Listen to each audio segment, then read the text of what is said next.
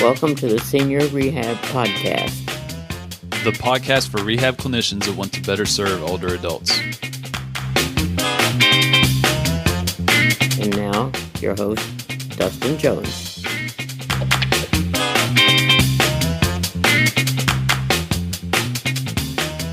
Marlena Del Heirro. Did I get that right? You say it for me. Yeah, Marlena Del Heirro. Okay, Yeah. that sounds so much better. Like I said before, I come from West Virginia, and I don't have to pronounce things like that very often. You're fine. You're doing a great job. All Look right. at you. Well, welcome to the Senior Rehab Podcast. I appreciate your time this afternoon. Thank you for having me, Dustin. I'm excited.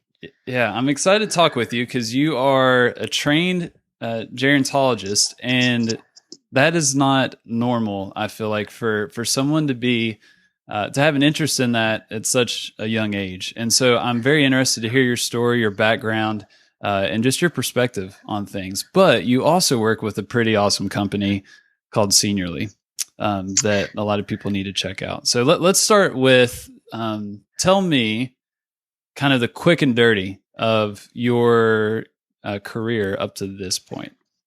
So yes, so it's actually very rare for me to ever really find somebody as well who is younger and actually has a background in gerontology. So I have a master's in gerontology, and what that means is that I went to school here. I'm here in San Francisco. That's where I currently live, but I'm from Southern California, which is where really my path started, where I am just really close to my family and had a very close relationship with my grandmother who inspired me and just value family. Not everyone really has that. So I was in college and was in, high school, kind of working with older adults, and knew that this was my calling, and found out that you can actually get a higher education in gerontology. So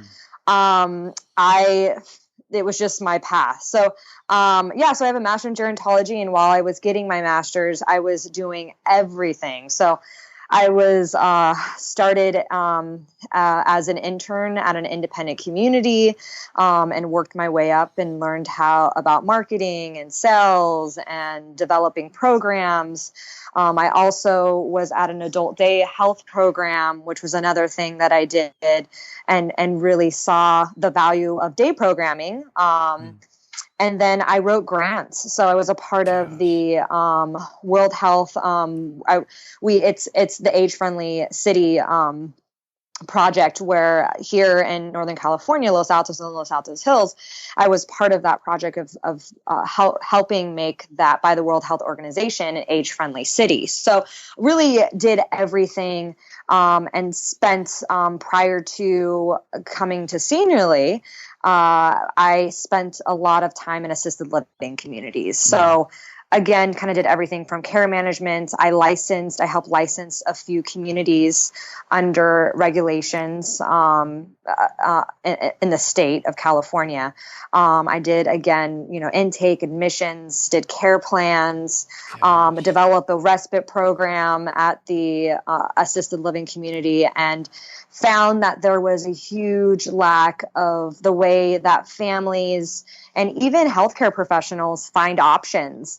And there's a lack of transparency too, because it's really hard to find something in one place and or if even if it's an option or the right fit of type of care for your loved one or yourself. So, and then that's where I found Seniorly, and they found me, and and now we're doing some really amazing things here in California, and are now branching out of California. Yeah.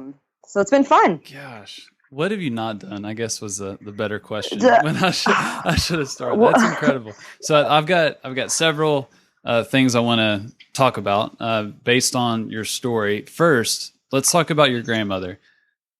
If you were to look at your grandmother, not as your family member, but just as a person, what was it about her that inspired you?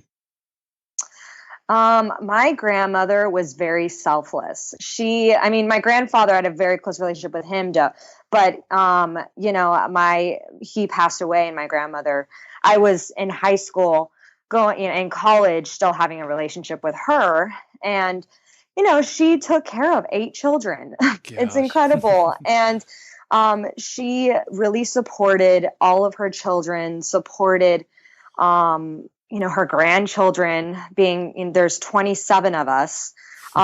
So it just was really, her being so selfless, and hearing about, what got her to this point, actually living in Southern California and her background with her family. I just really was drawn to her. And it's also the way that I'm drawn to this industry, to be frank. It's like a magnetic connection. Yeah. I don't know how to explain it, but it's just there. I'm very comfortable when I'm with someone who's older than me.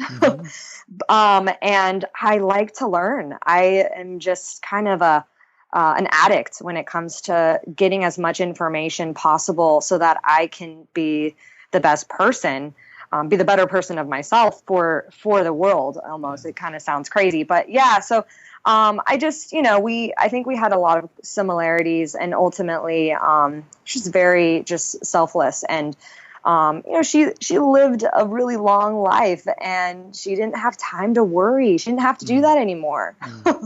It wasn't worth it. So I like that. She's very calm, very calm. That sounds like an incredible woman. It honestly reminds me a little bit of my grandmother as well. And I can't accredit my interest to my grandmother per se, but that trait that you mentioned, just the selflessness of definitely that generation is just, it's not normal. You don't see that too often nowadays. It is not normal. Yeah. So that amazing woman inspired you to serve, older adults. When you went to college and all your peers were studying all these cool things, all these sexy topics and all this, and you were saying, I want to be a gerontologist. What were the reactions from your peer group during that time? Yeah, that's a fun one. So all of my friends at the time when I moved out here, we're, being in San Francisco, it's, Silicon Valley, there's all these startups. They were all in tech. They're all in tech. They're still all in tech. And, they were in these huge, companies, and they would hear about me, and while I was at my previous position working in assisted living communities, they would hear about how I'd have to stay late because there was a resident who was moving in and needed to be, needed to adjust comfortably. Would hear about, me going into these hospital settings, and I would get calls from social workers at 8 p.m. and maybe I was out with my friends and I'd have to take a second to leave the room to have a serious conversation about how a family needed help. Yeah. And these were real life. I mean, not like they didn't have real life situations, but these were serious situations, and these were people's lives.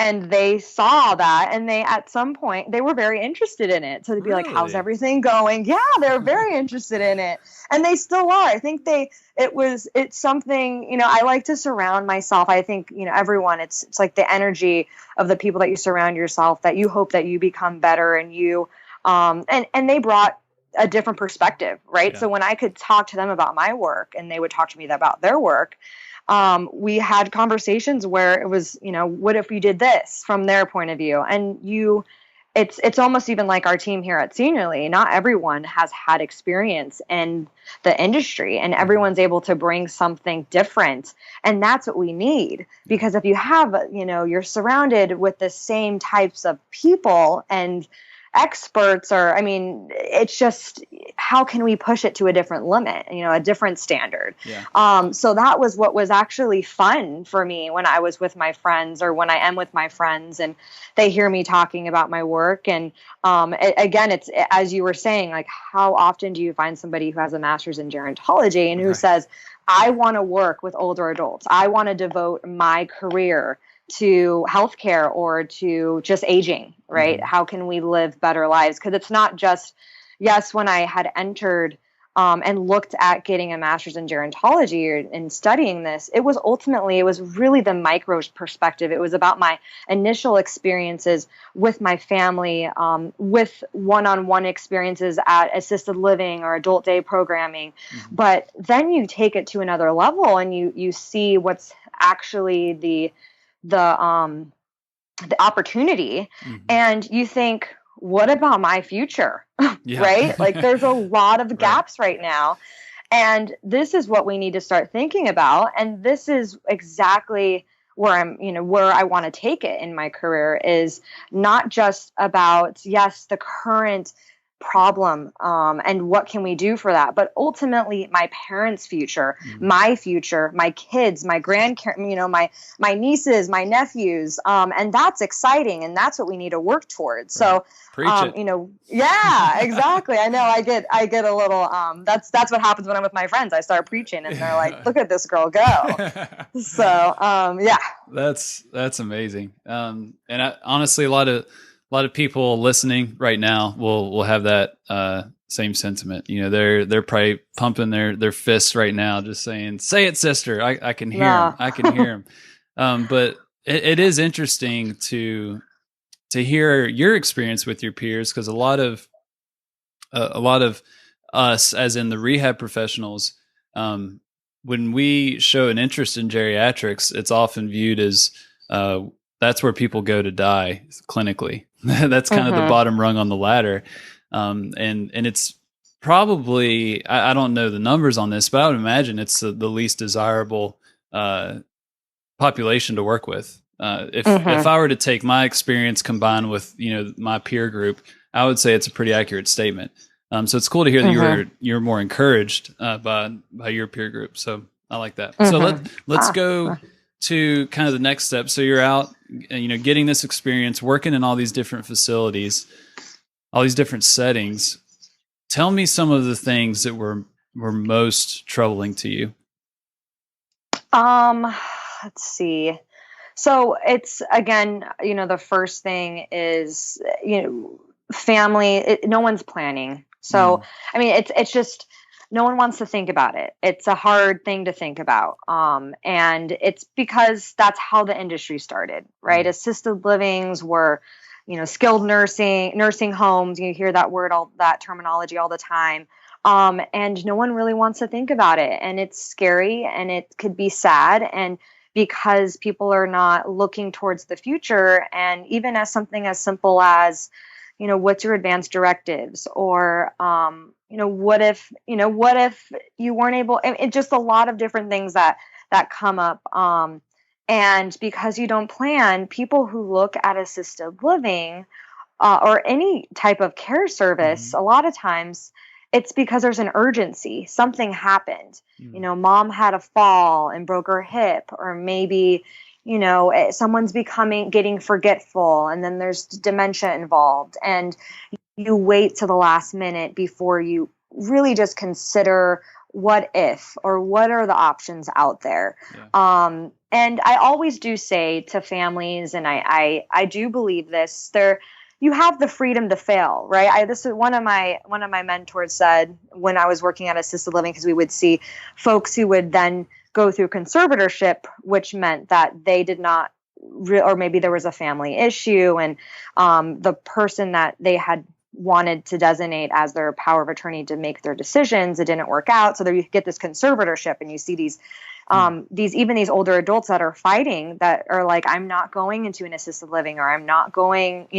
doing this. And it can get really ugly, but it's also like this idea of freedom to fail, and where do you draw the line? And so, so the first thing is it's hard to see, people are not planning, because there has been this history of it to not be a very welcoming and desirable thing to do, right? Because everyone wants to live in their own home. And I totally get that. And that's actually ultimately my goal in the future, is to work with a team where we can do that. and you can still be safe and have the care. So that's one thing. And then there's also, how do you find all of these options? And I mean, it goes back to what I'm doing now at Seniorly.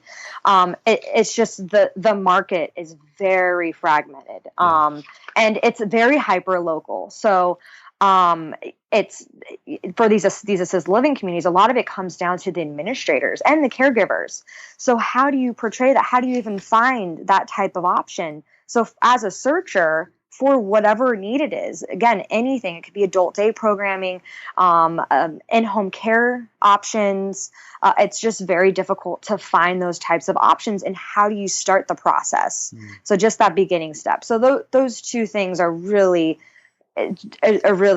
important, and you find that when those have not actually been completed or thought about, everyone's running around with their head cut off, basically, and it's scary, and there's emotions, and there's stress involved, and so I would say those two things, absolutely. That echoes a previous guest on the podcast. Her name's Amy Goyer. She is kind of the caregiving spokesperson for AARP. That's right. Yeah. And I talked with her just about her experience with, caring for both of her parents. And I think now she's just caring for her father. But I mean, it made me stressful just talking to her and hearing her story and just knowing just how many people have those experiences where, something goes wrong. There's no plans. They rush to make decisions. And then you throw in the complications of difficult family relationships, or maybe kids are out of town that haven't been involved that feel like they have to do everything now. Just the complexity of that is insane. So let's transition into Seniorly, your phase now with this company. So how does Seniorly address those big issues? Absolutely. Yeah. So Seniorly, I mean, just to let the listeners know, we are a marketplace for senior housing and care. So the senior housing providers are actually able to create and manage their profiles and the inventory, and searchers are actually also able to search by filters and narrow down the options specifically by these filters. And then within that, families can communicate directly with the providers, and then we have a payment. So we've recently also developed, which is kind of cool for the listeners, within the rehab settings, is we've developed a short-term stays program. So now you can book, and you can even pay for these short-term stays as well as long-term stays for these assisted living communities. But it's almost as easy, and we spoke about this a little bit before even doing the podcast. It's as easy as booking somewhere at Airbnb. Yeah. So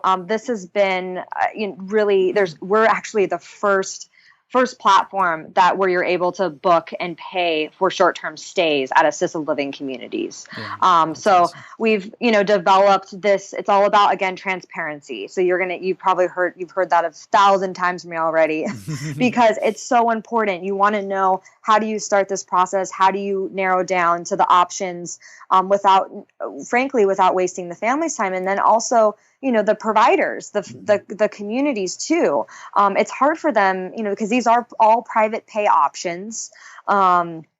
And it's hard for a provider to say, well, you can't afford our services. So what we want to do is we really want to get to the point, but in a mindful way. So you can search, you can narrow, and then you can connect directly with the providers. And then within that, we have pictures and videos. We have, in California, you have Title 22 for legislation and regulation. So we actually have the state inspections on our platform. We have ratings and reviews that are sourced. So you might have heard of Yelp. So you can actually see other sources that have ratings and reviews on these specific communities, and you can read about them. And then families can also have reviews specifically on the community's profiles. So again, Awesome. yes, it's really important to know about other families' experiences.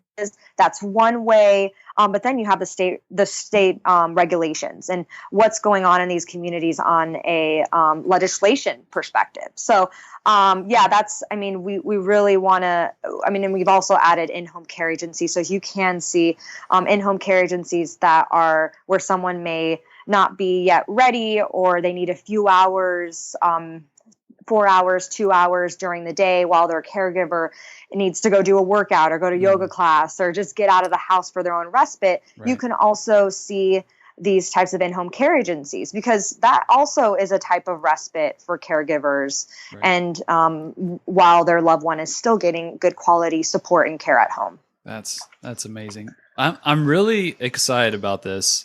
At first, when I came across Seniorly, I forget the media outlet, if you could remind me, but it called you all the Airbnb of assisted living facilities. Yeah. It was a big media outlet, and so I came across it, and I was just looking, and I think what makes me really excited is that right now, and this is just my observation as a physical therapist, so take it with a grain of salt, but it seems for a lot of facilities it is easy to provide poor quality of care.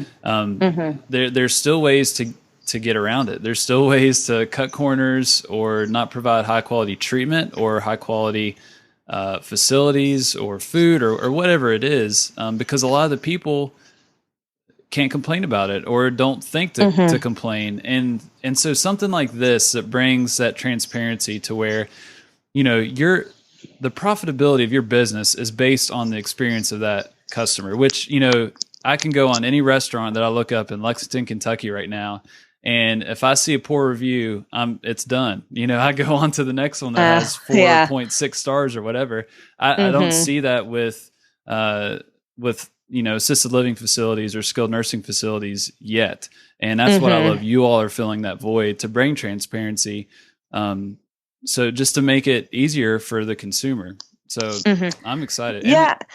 I was going to say too, it's really tough too, because one person's experience about the food is, maybe not the high priority for somebody else who really needs a nurse and a level of care that this community can provide. Right. So it's tough. Nothing is ever perfect. I always say nothing is ever perfect in life. Then you bring in, a transition, a new living environment, or even if it is for 2 weeks, it's you almost have to compromise, although you don't want to. And I would always encourage, just like it's like that, if you don't have, what's the purpose in life? If you don't have anything to really want more and better, then what is the purpose in life? So I think, there's always going to be issues. And even with these communities, you can look for, and we go to every community that we put on our platform, at least in California, that's how we started. We've gone and we interviewed these administrators, and you look at some of these citations that might be happening, and it might have happened in 2014, right? A really bad year for this community. Yeah. And I'd mentioned a lot of these communities, it's all about the management team, and because their leadership with the caregivers. Yes, the caregivers are number one in these communities. They're the ones that are providing the experience for the families, families being the residents.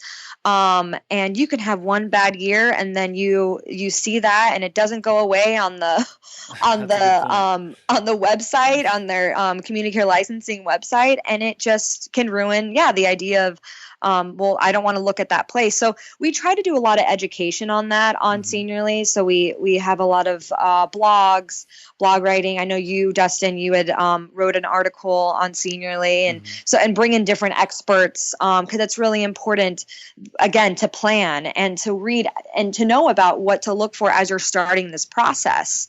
So it's a never ending circle. Yeah, that is difficult, because there's some people that could abuse the review system.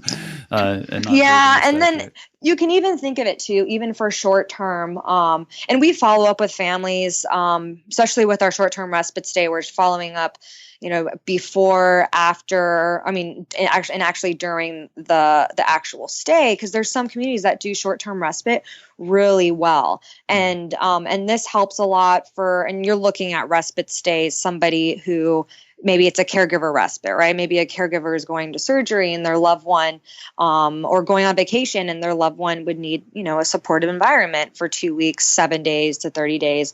And then you also have, which might be of interest to a lot of the listeners on listening right now, is just something not as simple, but a cardiac surgery or orthopedic procedures where they can't yet go home, but they need just a few more weeks to recover before the house is ready and prepared to be age friendly. So you see a lot of different things, and there's communities that are really good at some things, and there's other communities that have poor yoga classes. I mean, it's not as simple. I mean, there's more to it, but yes, I mean, it depends on what's really important to the family member. Yeah. Another thing that just popped in my head, I think one other aspect of this that personally I would find useful as someone potentially wanting to work at a facility, I would hold a lot of weight on their, seniorly ratings or reviews, and just to see, is this a pleasant place for the customer, for the patient? Because I know for me, if that is the case, those are typically the places that I want to be a part of or work for. So yeah, I just see it as just super impactful for, especially compared to how things are right now. I just see it as a big game changer. I mean, and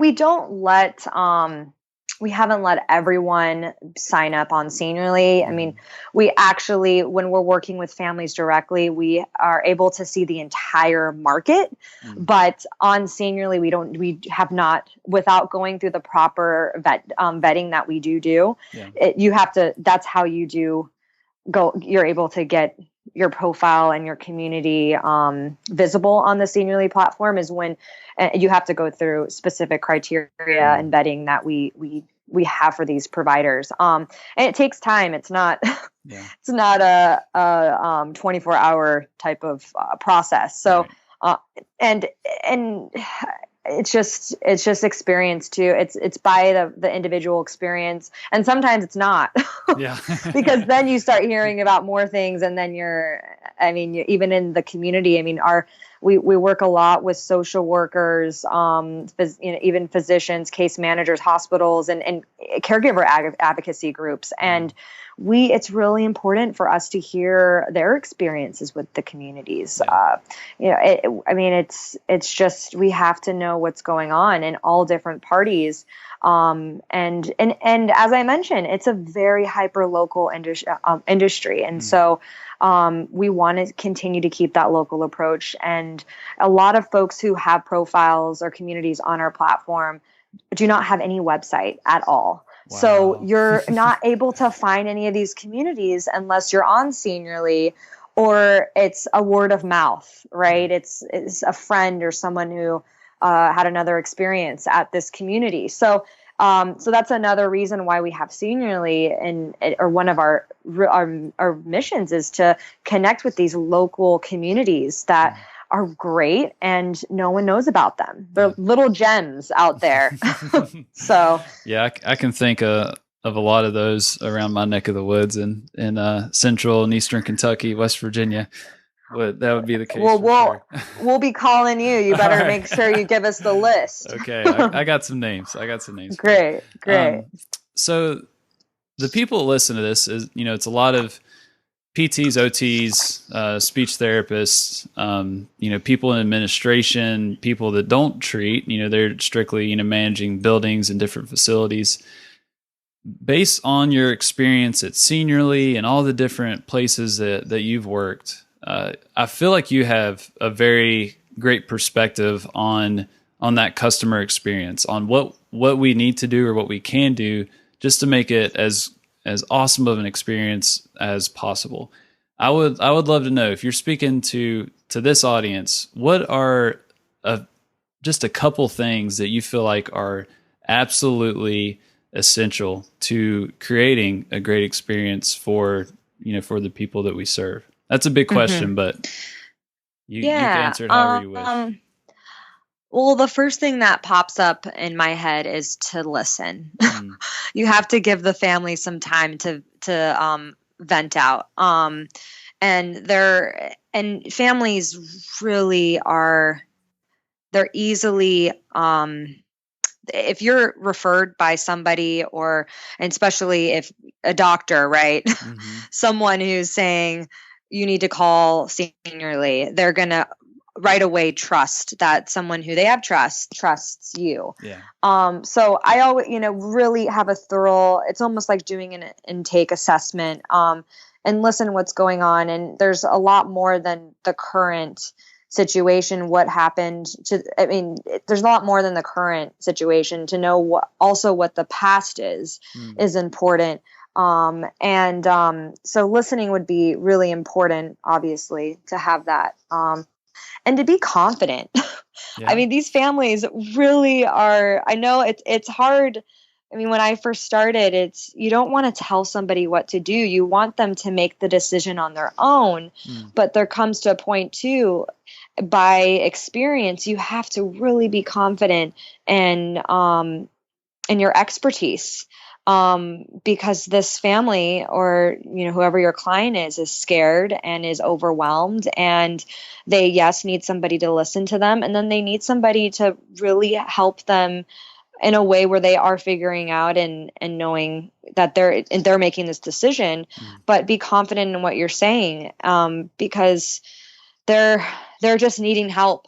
Yeah. They need any type of help. And if you don't know the answer, just pass it on. Don't try to, do not try to act as if you do know something. If you have another colleague that can give a little bit more light to the conflict or to the issue, I always like to call on my colleagues in the industry, because it can go a long way with that family and with everyone in the ecosystem, to be frank.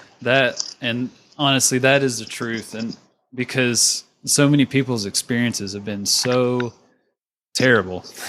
just from what, just interactions with healthcare providers or different facilities. A lot of people, there's some great interactions. I don't want to downplay that, but there's some people that just had miserable interactions. They've lost a lot of faith in a lot of the services that are provided. But if you can jump in as that professional to listen to them, to let them see and know that you are doing everything you can to help them, man, that'll go so far. Yeah, and one of the things too that we're doing here at Seniorly is, as we're developing our respite program, has opened up a lot of other service program partnerships. So, for example, transportation. So we have a partnership with Lyft for folks who need transportation from A to B without an escort. So they can call our office directly. We can help them, and within 30 days, we can actually book a Lyft for them. So that's a type of partnership, anywhere from, as I mentioned, the in-home care piece, but adult day programming is another big key. So we just announced our partnership with the Institute on Aging, which is out here in the Bay Area, California. And they do a lot of other different things that we can say, as somebody's in a short-term stay at an assisted living community, when they transition back home, they're able to connect with other services. And as we have this respite program where we are now able to connect families with these services, so that while they're at home, they can now stay at home and utilize these different services. It's an exciting time for tech too, right? These companies, a lot of times they are successful because they're using technology. That's how we have been successful, is the support with, the technology, being able to get information right away without calling. So a lot of times families are calling just down the list, or calling one by one.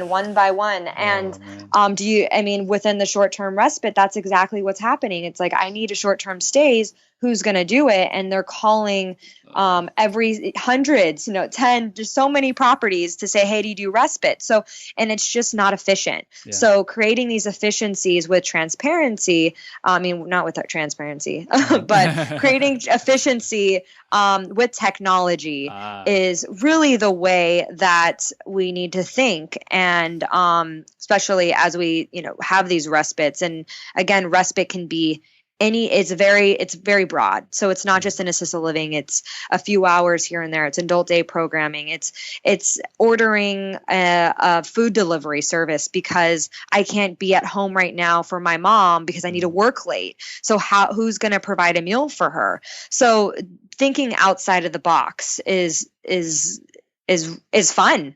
Yeah. In the innovation around that. So yeah, I feel like that is such a huge untapped market that, so many people don't even think about those services because it is so hard to get to them and actually find them in a phone book or a Google search or whatnot. So it's cool to see you all making those partnerships to make it simple and easy to get the services that are already out there. Absolutely. Kudos to you. So let's wrap things up. This is my favorite question. So let's imagine that you are at a national conference full of geriatric rehab clinicians and you're on stage, you got 30 to 60 seconds of their attention. What would you want them to know? Ooh, about seniorly or about anything. Let's nail it down to something that will impact how they care for their patients, something practical in their daily work. Okay, give me a second. You're okay. Okay. So I would say,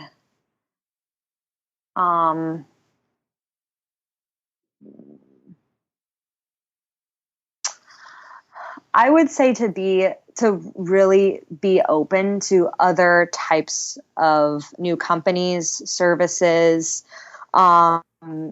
because it's so easy to get in the same routine. And whether you're using the same colleague or the same service, pizza delivery, you name it, and to get out of that box, and really just try something new, and to encourage your families to try something new. I mean, there's a lot of new companies out there and there's a lot of new ideas out there, and it's going to take time. Yes. Because you have to test a lot of them and see how they're successful, but to really kind of get out of that box and to be open-minded about new possibilities about how you are working with your patients and the different services that can potentially support, yourself as you're in your profession, and to read. Yes. Keep reading. Yeah. So that's I would say that would probably be, what I would say in the quick 30 seconds. Yeah. And I think that is perfect because, we're just on the brink of just massive change in this industry and just how we're able to better serve, our older adult population. I mean, this is just the beginning of it. So I'm excited for you, excited for Seniorly. What would one ask be of this audience? How could we help you in Seniorly advance, your service? Yeah. I mean, we're all about, feedback. We like because we're so new and we are so young. We're constantly changing. And when I say change, I mean, developing. We're able to be flexible. And I think you have to be flexible with the current needs right now and the models out there. We know, again, we have to look at the need right now, but we're constantly looking at the future. So go on our website, go on seniorly.com. Check us out. It is a free service to families, care advocates who are using the platform, and read about our blogs, get educated, and again, feedback. We, reach out to us. and let us know what you like about it. Let us know what you don't like about it. Because chances are you can actually make a huge impact and you don't even realize it when you give us concrete, feedback. So that's what I would say. And tell your friends, your colleagues, also to go on to Seniorly and let us know what you think about it. Because we would we're hoping to make a bigger impact outside, of even the United States at some point, right? Yeah. So just keep it growing. Yeah, and it's definitely scalable. For sure. So yes. Yeah. Thank you. So everyone, that's seniorly.com, SENIORLY.com. That's it. Marlena, thank you for your time. I really enjoyed just hearing your story, hearing about your grandma. Sounds like an amazing woman. And just, your perspective. I mean, you've got some amazing experiences and perspective on life that is serving you well, and you're able to serve, thousands of people with that. So that's pretty awesome. So awesome. Kudos Thank to you. You so much. Thanks, Dustin. Thanks for having me on here. No and the Seniorly team thanks you as well. Oh, they're awesome.